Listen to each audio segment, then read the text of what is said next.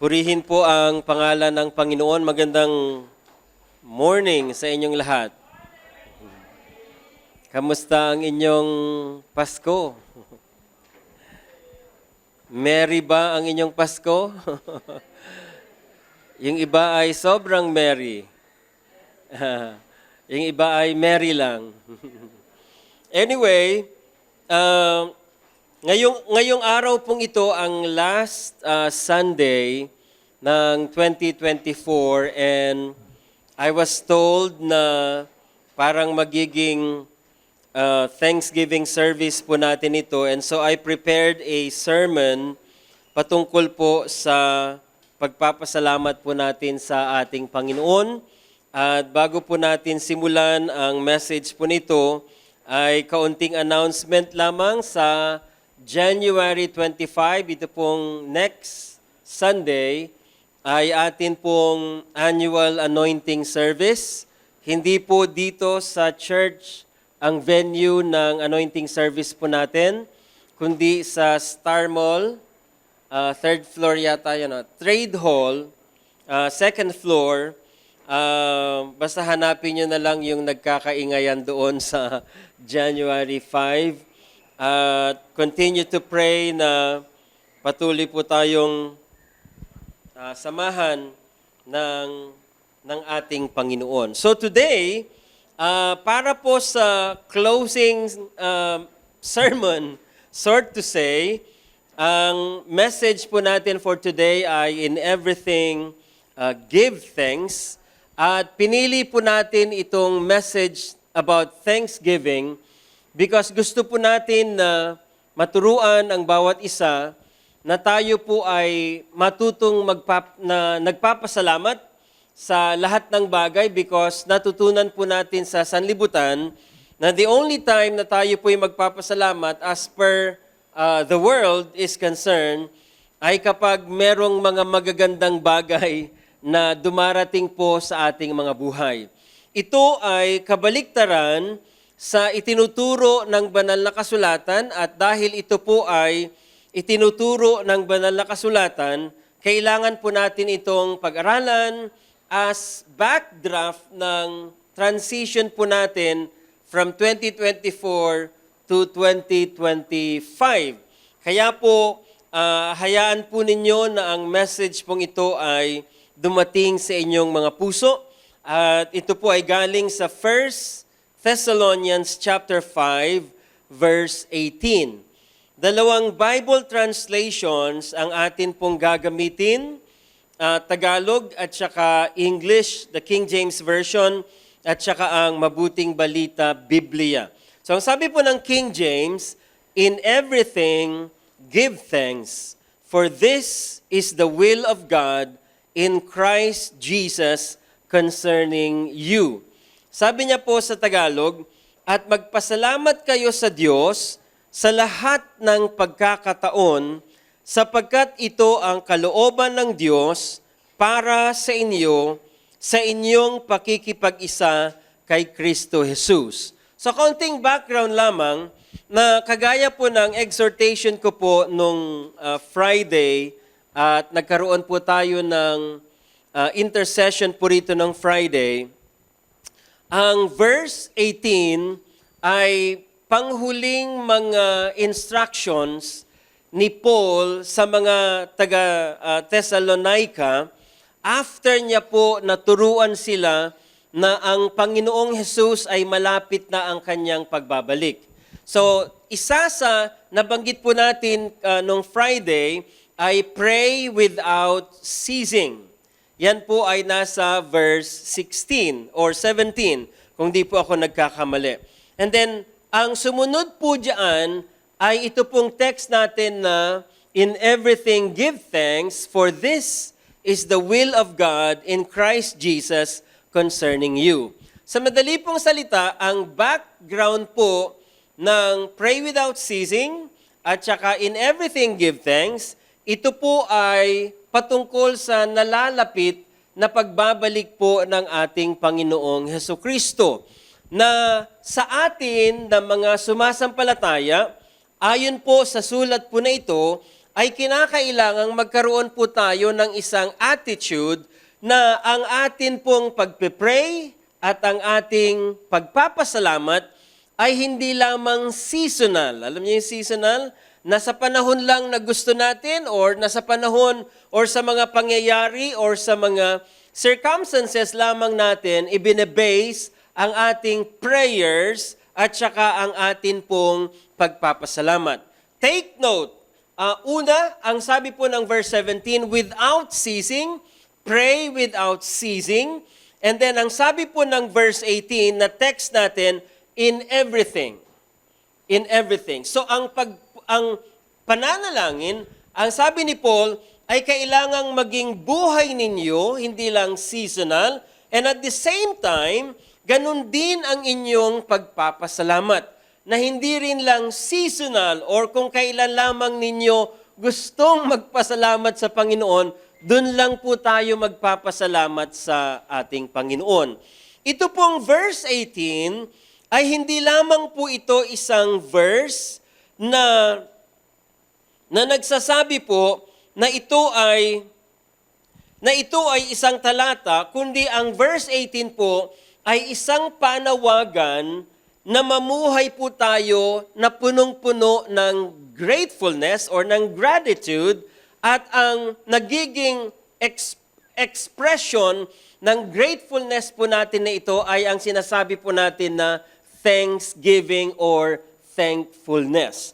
So, first time ko na magbibigay sa inyo ng 4 major outline, usually ay 3 lang. So, una, the command to give thanks. Second, the confines of thanksgiving. Third, the cause of thanksgiving. And then fourth, the capability of thanksgiving. So, counting summary, the command to give thanks. Alam niyo ba na ang pagpapasalamat sa Diyos ay hindi po ito isang bagay lang na itinuturo ng Biblia for the sake na tayo po ay magpasalamat sa Panginoon. Kundi higit sa lahat, giving thanks or thanksgiving to God is actually a command. Ito po ay isang utos. So, pag hindi po pala tayo nagiging mapagpasalamat sa Panginoon, we are disobeying this particular command. Importante na ma-realize po natin ito because for the most part, namimili tayo ng panahon na tayo nagpapasalamat sa Lord. Amen? Ano yung usual na panahon na tayo nagpapasalamat sa Lord? Sa panahon na maayos, sa panahon na walang pagsubok, sa panahon na maraming pera, pero nasusubok yung conviction natin na sumunod sa utos na give thanks sa panahon na very challenging yung ating mga pinagdadaanan. Pero ang pagpapasalamat sa Panginoon ay hindi yan nababase sa circumstansya, kundi una higit sa lahat, giving thanks is first and foremost a command. Okay?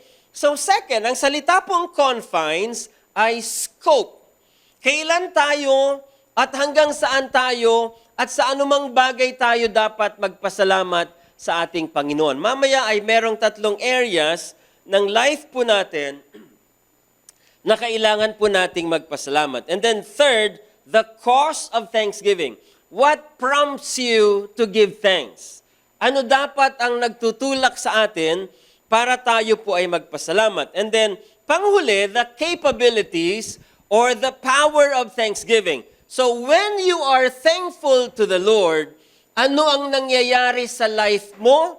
Ano ang nagaganap sa mga taong nakakakita ng iyong thankfulness? Importante na makita po natin ito for us to understand that thanksgiving is more than a command. Actually, thanksgiving or giving thanks is in itself a spiritual weapon na pag natutunan po natin ito, meron pong nangyayari sa larangang espiritual at nagmamanifest ito sa physical na larangan, hindi lang nung taong nagpapasalamat, kundi maging yung tao na nakakakita nakakarinig ng iyong pagpapasalamat. Nakahanda na ba kayo? Ayan. So, tignan natin ngayon yung the command to give thanks. Itong utos patungkol po sa pagpapasalamat. And there are three things na gusto po natin na tignan. First, thankfulness is an act of obedience. Pag sinabi pong act of obedience, ang pagsunod po sa Panginoon ay hindi lamang sa larangan ng isip, kundi ito po ay sa larangan ng pamumuhay. Na pag sinabi pong larangan ng pamumuhay, ito ay nakikita sa ating buhay.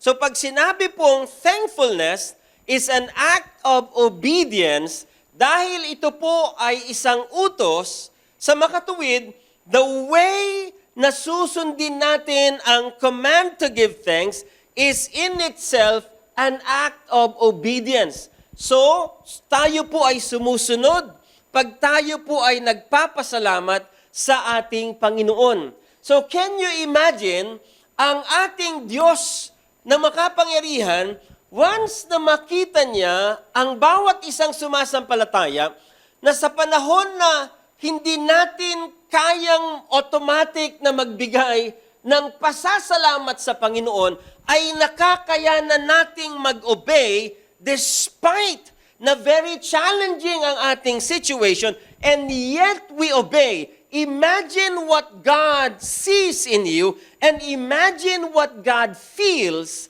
pag nakikita niya na kahit ikaw ay hirap na hirap, and yet you keep on obeying the Lord. Nasubukan niyo na hubang gawin ang isang utos ng Lord na meron po siyang hinihingi? Remember Abraham sa Genesis 22? Blines siya ng Lord ng isang anak. And then after a few years, hiningi rin ni Yahweh ang kanyang anak. And ang masaklap po dito, yung the way na hingiin ni Yahweh yung kanyang anak ay hindi lamang po, sige, babalik na lang kita kay sa Lord. Or parang nagulat ka na hindi pala mabuting tao ang iyong asawa at ang iniisip mo ay, isoli ko na lang kaya ito sa kanyang nanay. Hindi ganong klaseng pagsusoli. Kundi, ang hiningi ni Yahweh ay kailangan niyang i-sacrifice yung kanyang anak. Ang sakripisyo po noong unang panahon ay pinapatulo ang dugo. Pinapatulo ang dugo.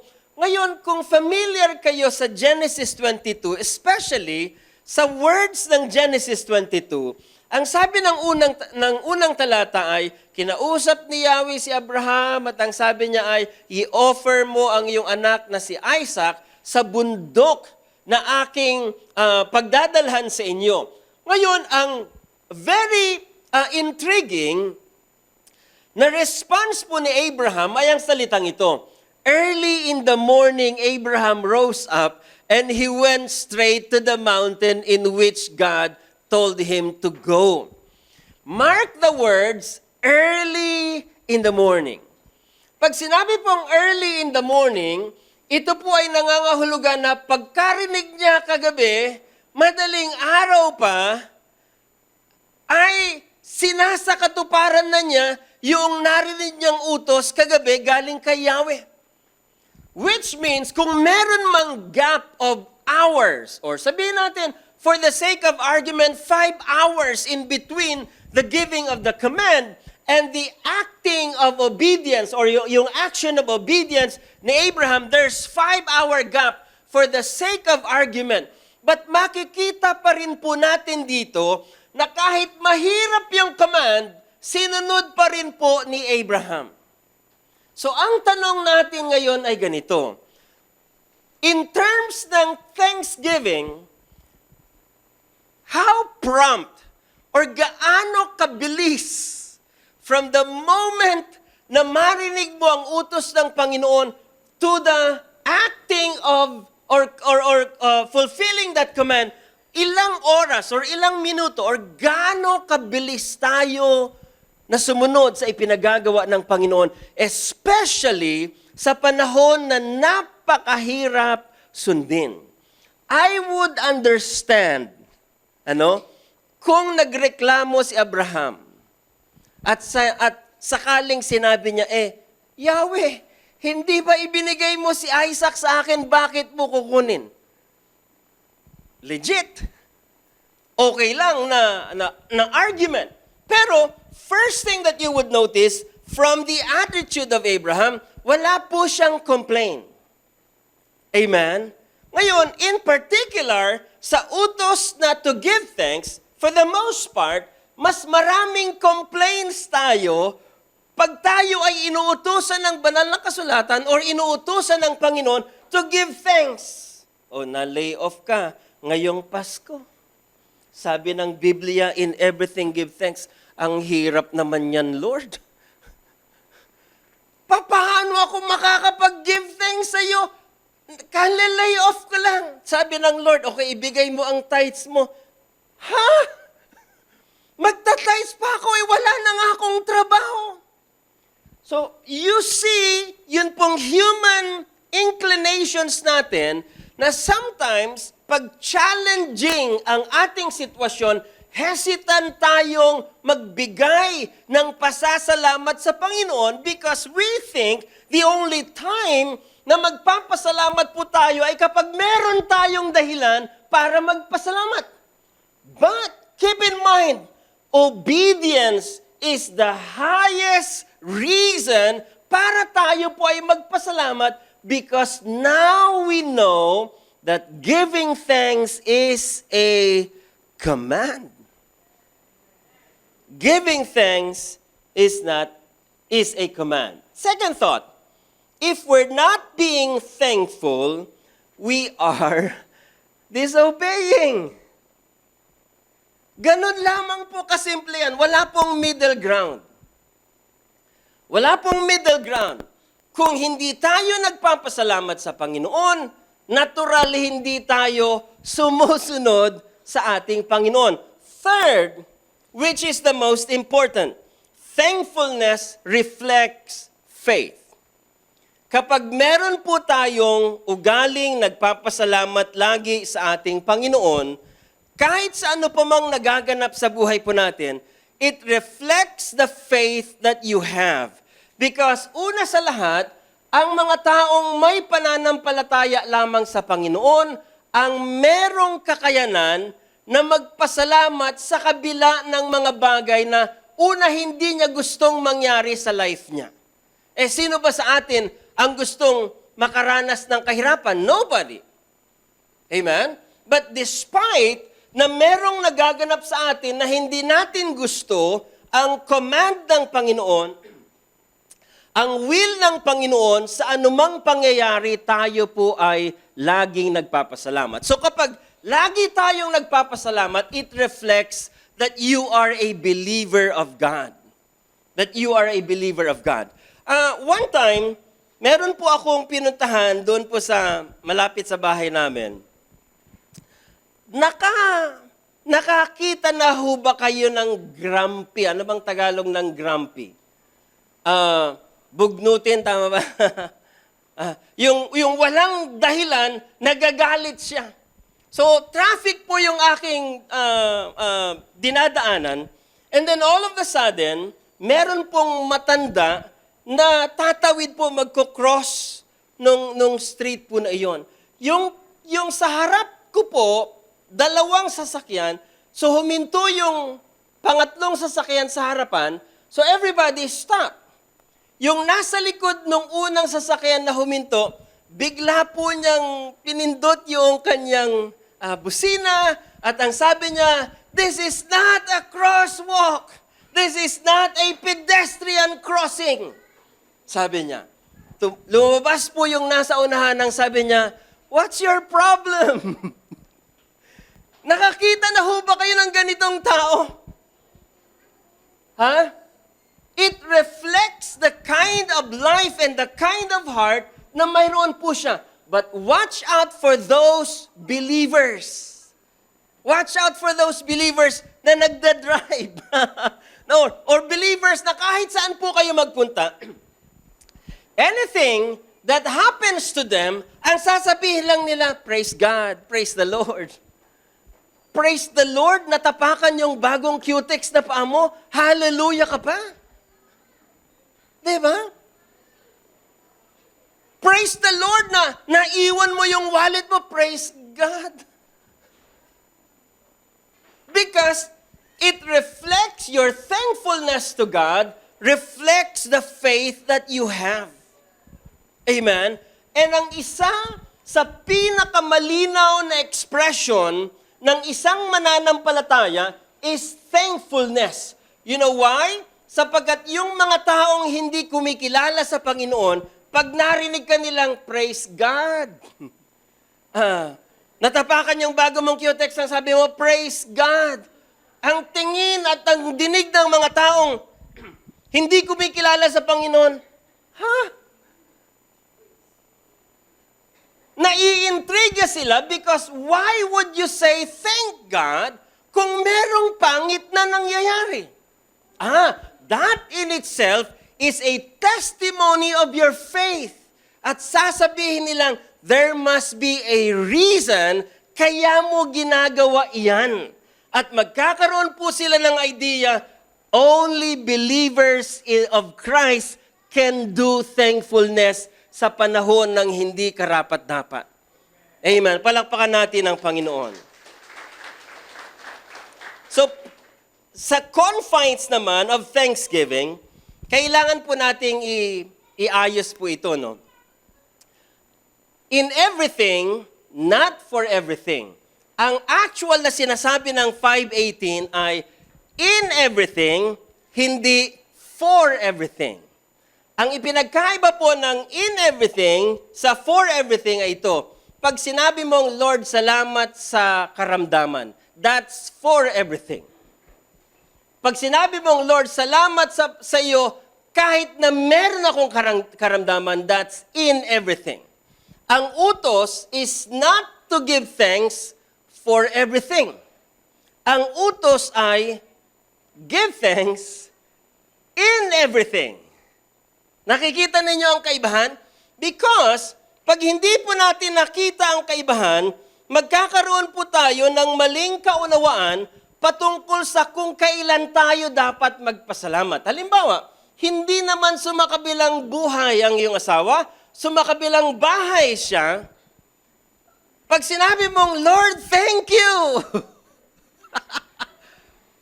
At dahil sumakabilang bahay siya, that's for everything. Hindi iyan ipinagpapasalamat. Hello? Amen? Nadukutan ka, nanakawan ka, Lord, salamat dahil ako'y nanakawan. That's for everything. Okay? Ang utos ay in everything na, Lord, kahit na ako ay nanakawan, kahit na ako ay nadukutan, salamat pa rin po sa pangyayaring ito.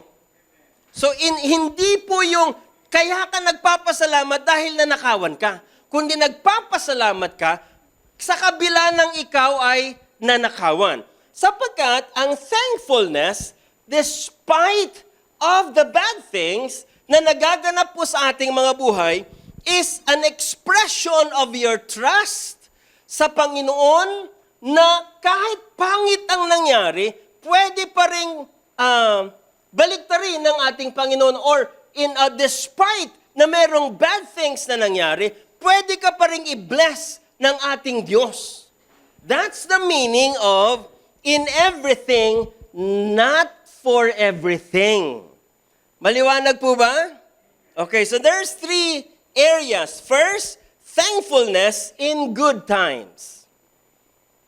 Expected po yan na dapat sa magagandang pangyayari sa buhay natin ay kitang-kita, very evident ang ating pagpapasalamat sa Panginoon. Second area is that thankfulness in difficult times.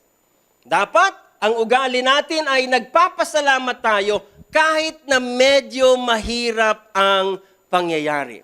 Isa po sa true to life na pangyayari sa life ko as lingkod ng Panginoon ay ang atin pong monthly na 1 million na kompromiso dito po sa building.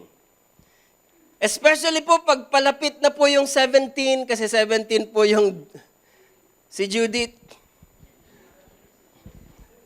Kahit hindi kumakatok, talagang kailangan mong pagbuksan. So, every time na dumarating po ang bayarin po natin, hindi ko po maiwasan, ako po'y tao lamang na minsan kinakabahan, minsan ay nag-iisip po ng iba. And yet, dahil po sa utos ng Panginoon, kahit na medyo kinakabahan po ako, ang namumutawi sa aking labi ay, thank you Lord sa mga panahon na ito. Dahil alam ko na kaya mong, you could bring me through this ngayong buwan po na ito. Amen? Kaya po, when we say in difficult times, dito po na-challenge yung conviction natin na magpasalamat sa Panginoon. And sometimes, tinatalo natin or tinatalo tayo ng ating rational mind. Ang ating rational mind ay nagsasabing, ano ang ipagpapasalamat mo sa Panginoon? Do you have any reason right now para ikaw ay pasalamatan mo ang Panginoon? Ang rational mind mo, yun ang nagpipigil sa atin upang yung bagay na dapat nating gawin para sa Panginoon ay ating maibigay para sa Panginoon. Sinisikap natin na maunawaan ang pangyayari muna bago natin ibigay ang pagpapasalamat sa Panginoon. Hindi po natin kinakailangang maintindihan ang nagaganap sa buhay po natin bago tayo magbigay ng pasasalamat sa Panginoon. Third, thankfulness in every moment. Good times, praise God. Difficult times, praise God pa rin. Every moment. So pag sinabing every moment, hindi na po sinusukat dito kung ito'y mabuti or hindi mabuti ang nagaganap sa ating buhay.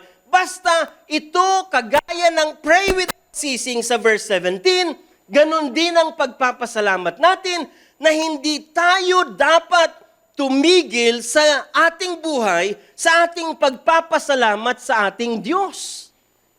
Amen?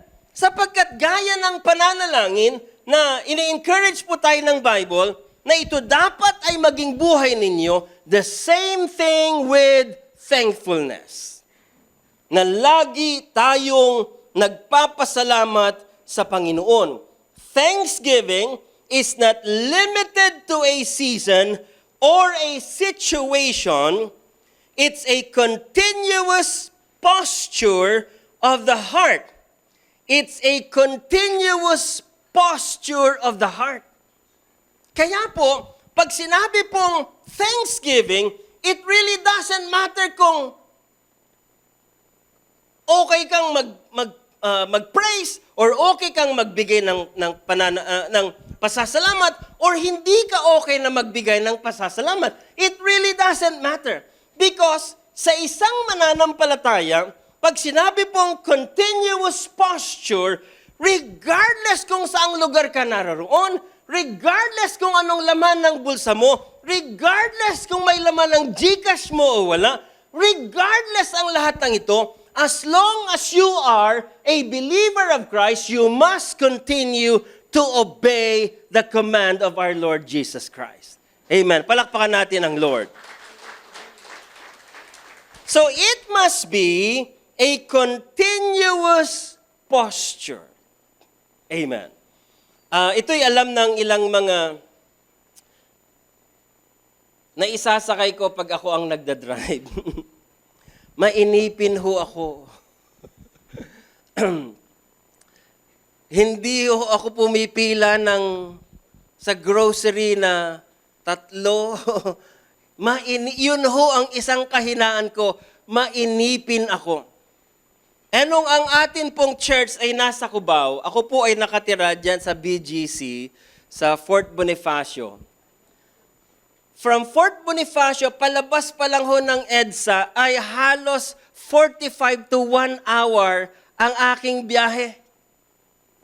Imagine ninyo nung unang taon na nandito ako, imagine ninyo kung anong itsura ni Pastor Alan.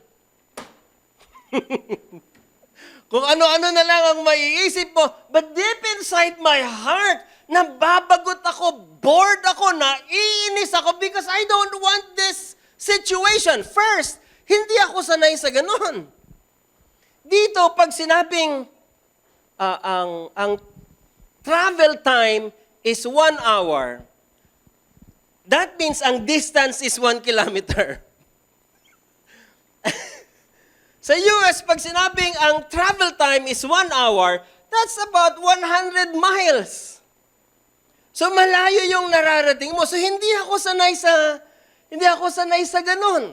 Kaya the first few years na ako po ay nagdadrive diyan, nako po, wala namang Skyway mula BGC papuntang Cubao. Wala pa namang subway, di ho ba? Wala rin akong helicopter pa. And so every day na ginawa ng Panginoon, papasok ka, 1 oras kalahati, masaya na ako pag balik ko ng gabi ay 45 minutes. Pabalik galing Cubao, pabalik po ng aking tinitirahan.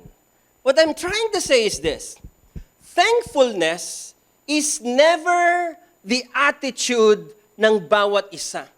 Because we are base-driven na tao, or should I say, we are gifts-given na driven na tao, that the only time you would express thankfulness is when there's something worth thanking for.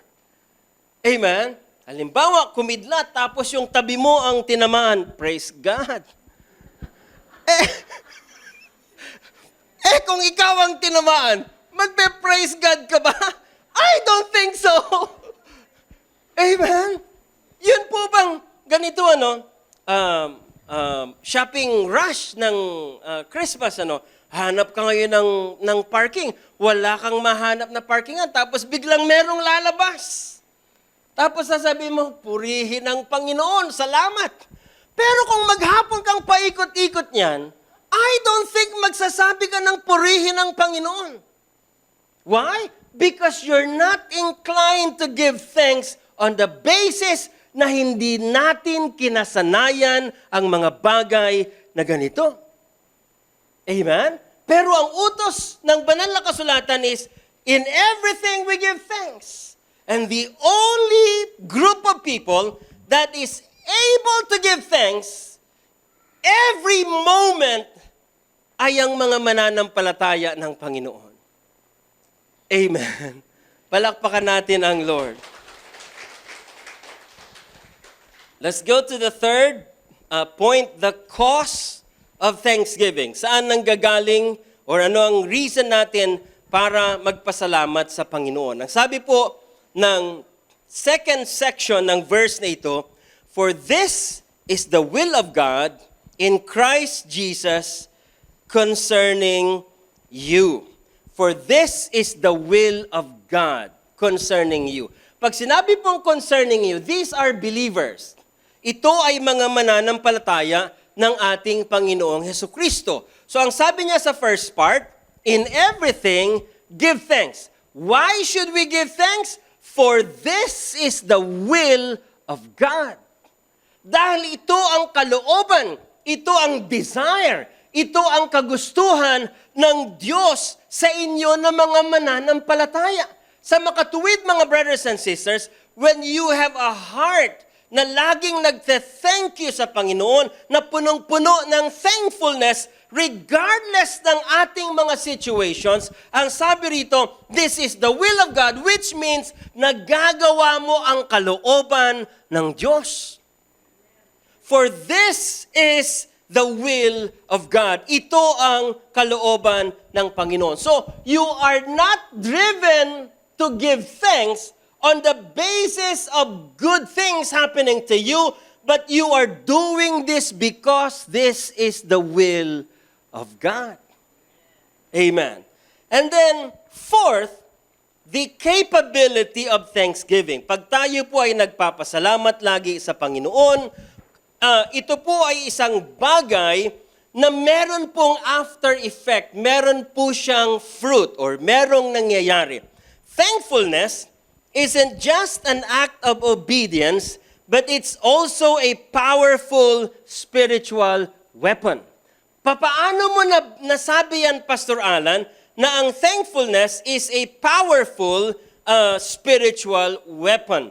There are three things na immediately nagaganap sa tao na nagpapasalamat at sa tao na nakakakita sa iyong pagpapasalamat. First is this, it shifts our focus.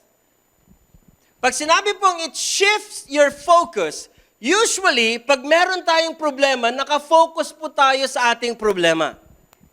But when you are thanking God, pag tayo ay nagpapasalamat sa Panginoon, next slide, ang focus mo ay naililipat problem to the promises of God. Naalala po ninyo si Paul at saka si Silas nung sila po ay nasa loob po ng bilangguan? Instead na mag-pity party po sila at sabihin nilang, kawawa naman tayo, ano? Wala tayong hamon ngayong Pasko. Kawawa naman tayo, ano? Yung buti yung iba nasa labas ng bilangguan, tayo nasa loob ng bilangguan. Hindi po sila ganon. Because their hearts are full of thankfulness, and the thankfulness that they have is an expression of their trust in God. Hindi po nila tinignan yung mga kadena na nakakabit po sa kanilang mga paa. But they went beyond what they are experiencing. At ang nangyari po, because their hearts are full of faith and full of thanksgiving, na shift po yung kanilang focus. Instead na mag-focus sila sa kadena, instead na mag-focus sila sa problema, nag-focus sila sa Lord. Amen. And one thing na dapat po nating maintindihan for the longest time is this. The more you focus on something, the bigger it becomes. Kapag nakafocus ka sa isang bagay na maliit, pagdating ng maghapon na yan na nakafocus ka, lumalaki yan. Amen. Ano ba problema mo? 1,000. Pagdating ng hapon, hindi na lang 1,000 ang kasama ng 1,000. Amen? But when you have a thankful heart, nag-shift ang focus from problems to the promises of God because ikaw ay nagpapasalamat sa Panginoon. Again, ang expression ng pagpapasalamat sa Panginoon is an indication that you are trusting God. Alright? Gusto ko pong ulitin yan. It's an indication that you are trusting God. Na hindi ka magpapasalamat dahil hindi ka nagtitiwala sa Lord. Nagpapasalamat ka because you are trusting the Lord. Amen. Nagpapasalamat ka. So when you are giving thanks, you shift your focus from what you experience right now all the way to the promises of God. Second thing, it cultivates peace. Isa po sa maling grammar ko. Isa sa hindi natin nararanasan sa panahon ng problema, we don't have peace. Right? Balisa kayo, hindi ka makatulog, tinatagyawat ka sa noo, hindi ka makakain, ang sarap-sarap ng ulam, hindi mo ma-appreciate yung ulam because of the absence of peace. Now watch, ang sinasabi po ng Philippians chapter 4, wala dyan sa slide natin, verse 6 and verse 7. Ganito po ang sabi ni Paul, huwag kayong mabalisa tungkol sa anumang bagay. Sa halip, hingin ninyo sa Diyos ang lahat ng inyong kailangan sa pamamagitan ng panalangin may pasasalamat. Prayer with thanksgiving. Ano ang sabi ni Paul? Huwag kayong mabalisa. Sa halip, hilingin niyo sa Diyos ang lahat ng inyong pangangailangan sa pamamagitan ng prayer of thanksgiving. Meaning, when you're praying, you are also giving thanks. Now, watch the after effect. At ang kapayapaan ng Diyos na hindi kayang maunawaan ng tao ang siyang mag-iingat sa inyong puso at pag-iisip dahil sa inyong pakikipag-isa kay Kristo Jesus. Meaning, when you are giving thanks even in prayers, ang sabi ng verse 7, darating sa inyo, maganda po yung rendition niya sa English, the peace that surpasses all understanding. That's one of the after effect ng Thanksgiving. Ang word po ay, at ang kapayapaan. And the peace of God that surpasses all understanding, sabi niya, ang mag-iingat sa inyong puso. So yung worry, napapalitan ng peace. Because you are thankful. Kaya yung mga kapitbahay ninyo, yung mga kasama ninyo sa bahay, na alam nilang namumroblema ka, pag tinitignan ka nila, at peace. Nasubukan niyo na bang dumalaw sa isang burol na pag tinignan ninyo yung patay, uy, parang natutulog lang ah. At peace. There's no worry. There's no fear. Hindi po siya fearful, kundi meron siyang peace. And one thing na hindi po may explain is this, the peace of God, ang sabi rito, that surpasses all understanding. Na hindi mo ma-explain bakit mo kayang matulog kahit na nasa kabilang bahay ang iyong asawa. Bakit kaya mong matulog? Na-diagnose ka ng cancer. Bakit kaya mong magpasalamat sa Panginoon kahit wala kang trabaho? Because the peace of God that surpasses all understanding has come upon you.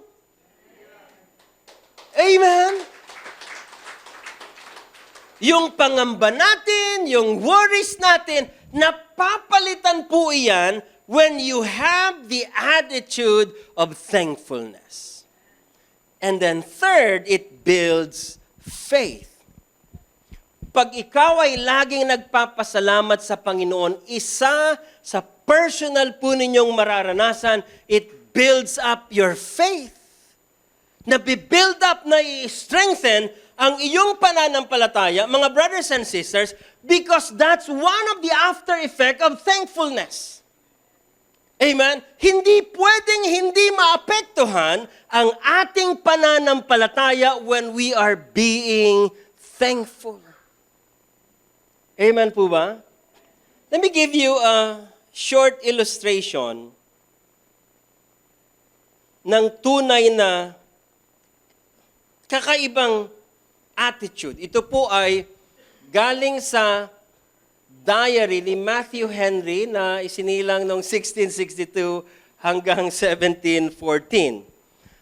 Ito po ay sulat niya sa diary niya after na siya po ay nakawin yung kanyang pitaka, yung kanyang wallet.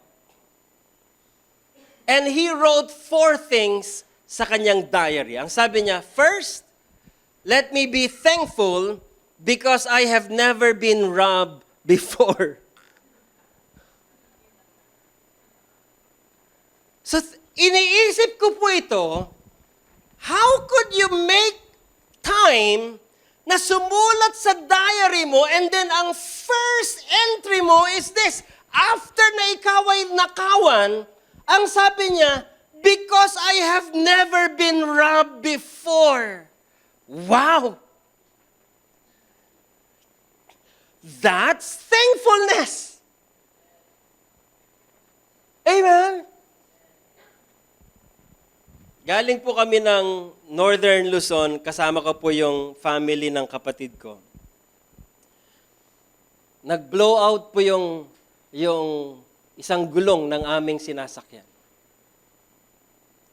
Umuulan, so ayaw mong mabasa. Tapos I realized, this is my first time na magpalit ng blowout na gulong sa gitna ng ulan. And that was also my first time na after 20 years galing ng US, na naligo sa ulan. And I was like, siyempre dapat mababagot ka. Hindi alam ng kapatid ko kung paano ibaba yung spare tire. Ako lang ang nakakalam. So, and yet I was smiling. You know why? First time kong maligo ulit sa ulan. Yun lang magpapalit ka ng spare tire. Amen? Have you ever had a new experience? Pag sinabi kong new experience, I am not saying good ones, I am saying difficult ones. Pag first time natin na makaranas ng difficult na pangyayari sa buhay natin, gaya ni Matthew Henry, sabi niya, I've never been robbed before. Ito pala ang feeling. Iniwan ka ng jowa mo, first time!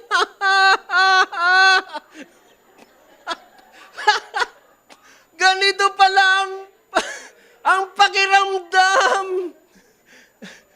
Amen. Na-lay off ka sa trabaho. Purihin ang Lord. Ganito pala ang pakiramdam ng na-lay off sa trabaho. Sa Pasko pa.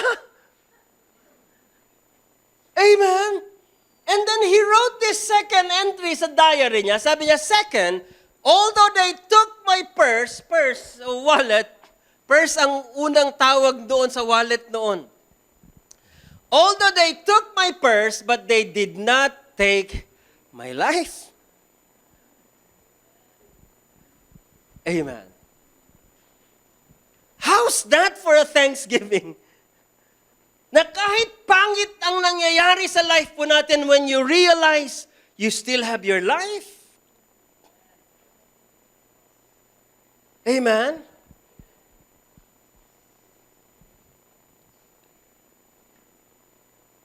Third, although they took my all, but never took much. Ang nawala lang na pera niya ay kung ano lang yung nandoon sa kanyang purse, sa kanyang wallet. So kahit nabawasan yung pera niya, it's not much. And then fourthly, which is, I think is the best Thanksgiving na entry po ni Matthew Henry, ang sabi niya, lastly, I thank you, God, because I was the one who was robbed and not the one who robbed.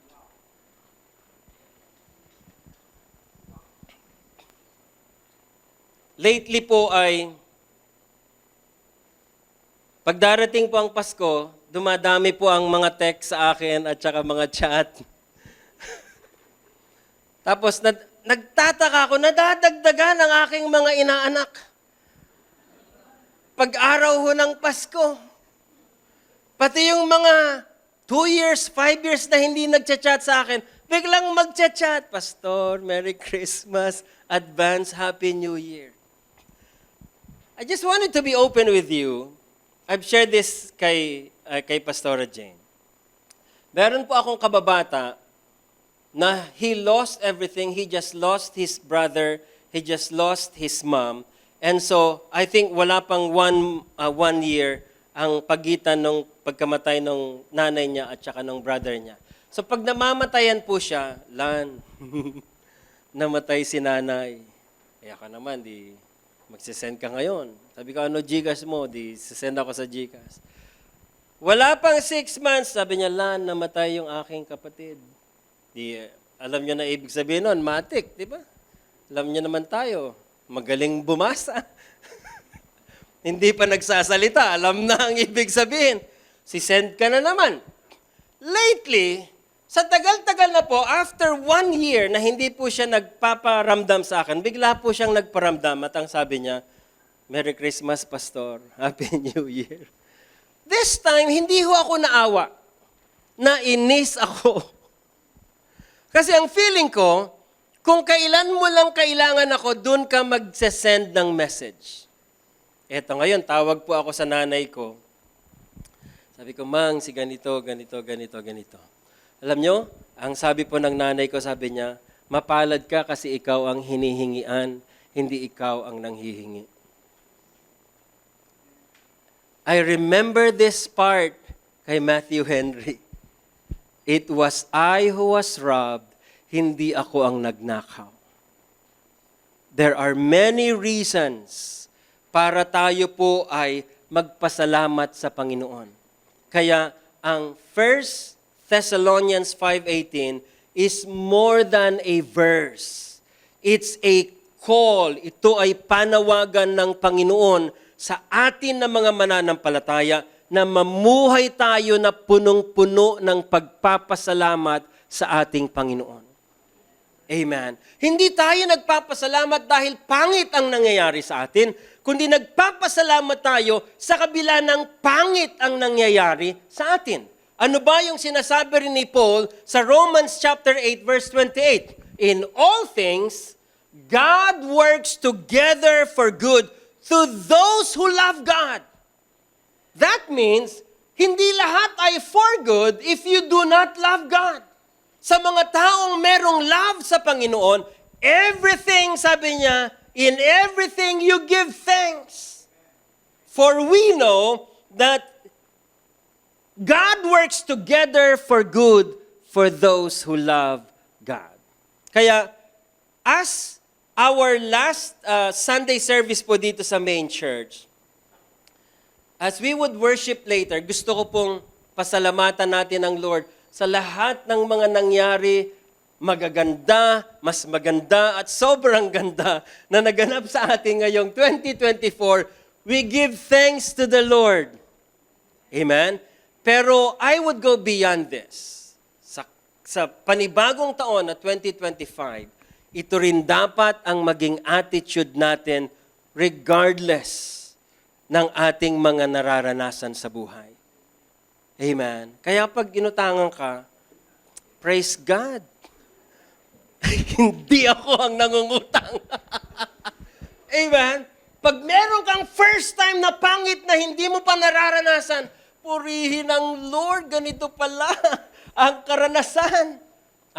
Here's the best part. Sa panahon na nakikita ng Diyos na tayo po ay merong ugaling nagpapasalamat kahit sa mga difficult na situations, imagine how God feels towards you.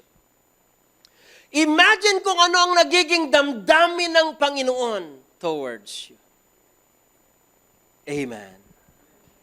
Amen po ba?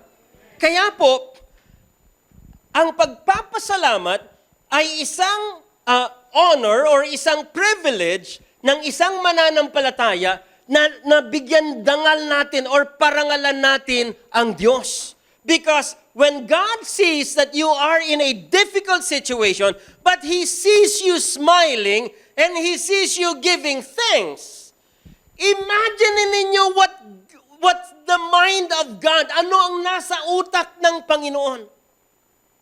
Amen? Yung mga magulang makaka-relate nito. Pag yung anak mo, kahit hindi mo inuutusan, nagwawalis, naghuhugas ng pinggan, kahit hindi mo inutusan, tapos kitang-kita mong pagod na pagod. Nakaka-relate itong mga dancers natin. Pagod na pagod. Okay. You're not asking them, or ipagpalagay natin na ginagawa nila yon hindi para magparinig dahil meron silang pangangailangan, but genuinely, they're doing that. Okay? Ginagawa nila yun. But in you, when you see them na pawis, pagod na pagod, and yet they are doing something that blesses your heart, what's going on in your mind is the same thing what's going on in the heart of God. Ang sasabihin ng Panginoon, let me bless this life. Amen. Dahil pag napapangiti natin ng Panginoon, imposibleng hindi ka rin pangitiin ng Panginoon pagbalik niya. Amen. And so, this is an encouragement. 1 Thessalonians 5:18 is not just a verse, but it's a call to live a life full of thankfulness. We have many reasons para pasalamatan natin ang Panginoon kahit hindi maganda ang nangyayari sa atin. Amen. Palakpakan natin ang Panginoon. Let's all stand.